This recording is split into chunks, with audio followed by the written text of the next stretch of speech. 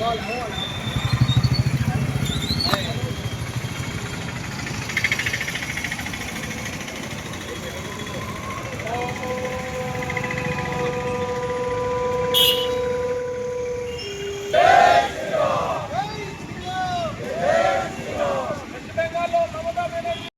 బెంగాల్లో జరుగుతున్న దుశ్చర్య గురించి మనమంతా ఏకంగా ఉండి మన హిందువుల పైన జరుగుతున్న అరాచకాలని అరికట్టాలని చెప్పేసి మనమందరం ఈరోజు ర్యాలీగా నిరసన తెలుపుతున్నాము.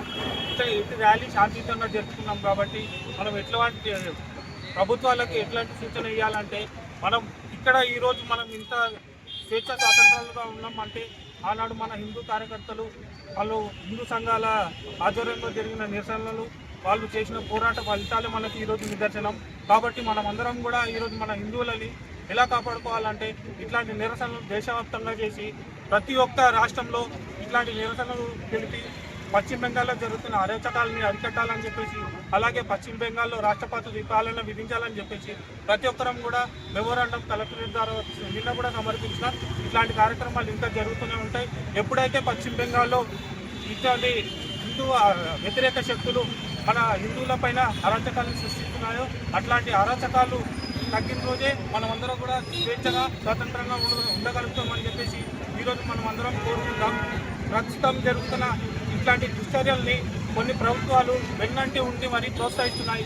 అట్లాంటి ప్రభుత్వాలని మనం ఏ విధంగా హెచ్చరించాలంటే హిందువులందరూ ఐక్యంగా ఉండి మనం హిందువులందరం ఐక్యంగా ఉంటేనే మనం ఎట్లాంటి ప్రభుత్వాలైనా మనకు లొంగగలుగుతాయి. కాబట్టి మనం ఈరోజు అనుకుంటున్నాం అక్కడ ఎక్కడో పశ్చిమ బెంగాల్లో జరుగుతుందని చెప్పేసి, రాను రాను మన తెలంగాణలో కూడా ఇట్లాంటి జరిగే అవకాశాలు ఉన్నాయని చెప్పేసి ఇంటెలిజెన్స్ ద్వారా కొంత సమాచారం కూడా మనకు ఉంది.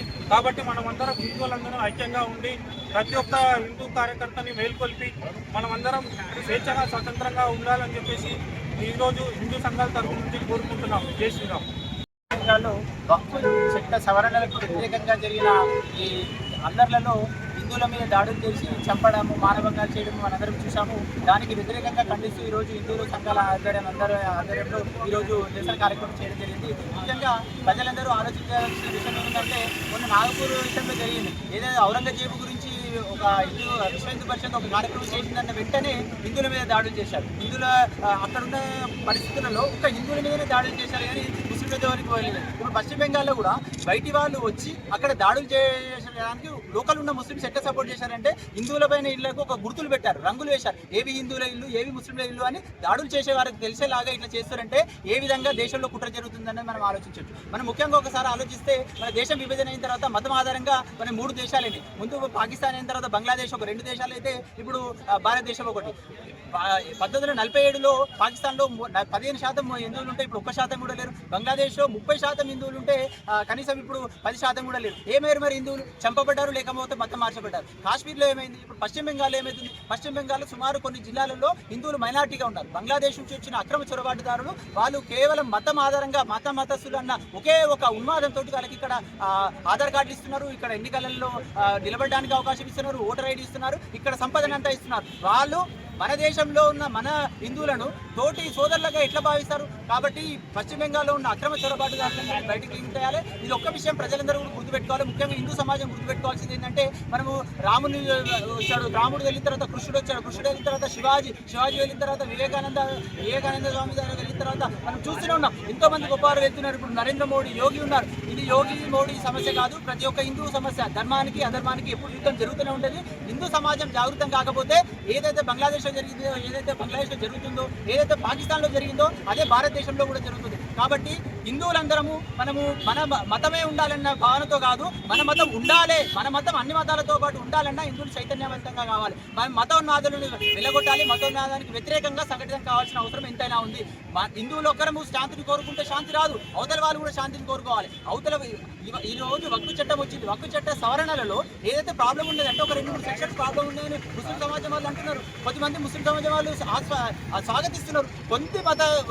ఆ మతంలో ఉన్న కొద్దిమంది ఎవరైతే ప్రాబ్లం ఉందంటారో వాళ్ళు సుప్రీంకోర్టుకు వెళ్ళారు. ఆ చట్టము సుప్రీంకోర్టు నిర్ణయిస్తుంది కదా. అప్పటివరకు ఆగకుండా శాంతియుతంగా ఎన్ని ధర్నాలైనా చేసుకోండి. కానీ ముస్లింలకు అన్యాయం జరుగుతుందని ఒక అపోహ సృష్టించి హిందువుల మీద దాడులు జరగడం అనేది ఇది మతోన్మాద చర్యనే. ఒకప్పుడు టెర్రరిస్టులు అన్న వాళ్ళు బాంబులు పెట్టి చంపుతుంటే అది కాలం చెల్లింది. ఇప్పుడు సమాజంలోనే ప్రతి వాళ్ళ ప్రార్థనా స్థలాల్లోనే టెర్రరిస్టులుగా తయారవుతున్నారు. కాబట్టి ఈ మతోన్మాదానికి అందరం ఖండించాలి. ముస్లిం సమాజం వారు కూడా ముందుకొచ్చి ఈ శాంతియుతంగా హిందూ ముస్లింలు కలిసి ఉండడానికే ఒక వాతావరణాన్ని సృష్టించాల్సిన బాధ్యత వారిపైన కూడా ఉంది. హిందువులందరూ కూడా ఇప్పుడు మనం చూస్తున్నాం, మనం ఈ 10 సంవత్సరాలు చూస్తున్నాం, బీజేపీ వచ్చిన తర్వాత ముస్లింలందరూ చనిపోతారని ఎన్నో పుకార్లు పెట్టారు. మీరే ఆలోచిస్తే ఏది బీఫ్ తింటున్నారని దాడులు జరిగినాయని దేశమంతా దాడులు జరిగినాయి అన్నారు. ఈ 10 సంవత్సరాలలో కనీసం 2-3 దాడుల కన్నా ఎక్కువ జరగలేవు. కానీ బీజేపీ ప్రభుత్వం ఉన్న 10 సంవత్సరాలు అవుతున్నా కూడా ఇప్పటికి కూడా ఒక ర్యాలీ చేయాలన్నా, ఒక దేవి ర్యాలీ తీయాలన్నా, లేకపోతే ఒక హనుమాన్ జయంతి ర్యాలీ తీయాలన్నా, లేకపోతే ఒక వినాయకుని ర్యాలీ తీయాలన్నా దాడులు జరుగుతున్నాయి, రాళ్ళ దాడులు జరుగుతున్నాయి హిందువుల మీద. కాబట్టి హిందువులు చైతన్యం కావాలి. ముస్లిం సమాజం కూడా ముందుకొచ్చి శాంతిని కోరుకొని ఇద్దరం కలిసి ఉండాలంటేనే శాంతి అవుతుంది. కానీ హిందువులు ఒక్కరు శాంతియుతంగా ఉంటే, హిందువులు ఒక్కరు మేము చట్టాన్ని అమలు అయ్యేలాగా చూస్తామంటే మాత్రం దేశంలో శాంతి నెలకొనదు. హిందూ సమస్య అనేది ఒక నరేంద్ర మోడీది కాదు, ఒక ఆర్ఎస్ఎస్ది కాదు, మన హిందువులందరిది. కాబట్టి హిందువులందరము చైతన్యవంతులమై మన మీద దాడి జరిగినప్పుడు సంఘటితంగా ముందుకొచ్చి ఎదుర్కోవాలని నేను ఈ సందర్భంగా కోరుకుంటున్నాను. భారత్ మాతాకి జై. హిందువులు అందరూ కూడా వివిధ క్షేత్రాల నుంచి మరి హిందూ వాహిని అయితేనేమి, బజరంగ దళ్ అయితేనేమి, విశ్వ హిందూ పరిషత్, మరి హిందూ సమాజాన్ని సంఘటితం చేయాలన్నటువంటి అన్ని సంస్థలు ఈరోజు ముందుకొచ్చి ఈరోజు వెస్ట్ బెంగాల్లో జరుగుతున్నటువంటి దాడిని తీవ్రంగా ఖండిస్తూ నిరసన ర్యాలీని మరి జిల్లా పరిషత్ నుంచి మరి అమరవీరుల స్తూపం వరకు శాంతియుతమైనటువంటి ర్యాలీని ఈరోజు చేయడం జరిగింది. ఈ ర్యాలీ యొక్క ముఖ్య ఉద్దేశం ఏంటంటే ఈరోజు వెస్ట్ బెంగాల్లో ఈరోజు చూసినట్టయితే బంగ్లాదేశ్ నుంచి వచ్చినటువంటి చొరబాటుదారులు ఇక్కడ అల్లర్లు చేసి శాంతియుతమైనటువంటి వాతావరణాన్ని కలుషితం చేయాలనే ఒకే ఒక దుర్మార్గమైనటువంటి చర్యతో ఈరోజు హిందువులపైన దాడులు చేస్తున్నారు. మనం చూసినట్టయితే 370 ఆర్టికల్ అయితేనేమి, ఎన్ఆర్సీ అయితేనేమి, ఏదైనా భారత ప్రభుత్వం ఏదైనా చట్టం తెస్తే మరి హిందువుల యొక్క ర్యాలీలు జరిగినప్పుడు వాటిని సాటుగా పెట్టుకొని మరి హిందువులపైన జరుగుతున్నటువంటి దాడులను మరి ముస్లిం సమాజం కూడా ఈరోజు ఆ దాడులను ఖండించాల్సిన అవసరం ఉంది.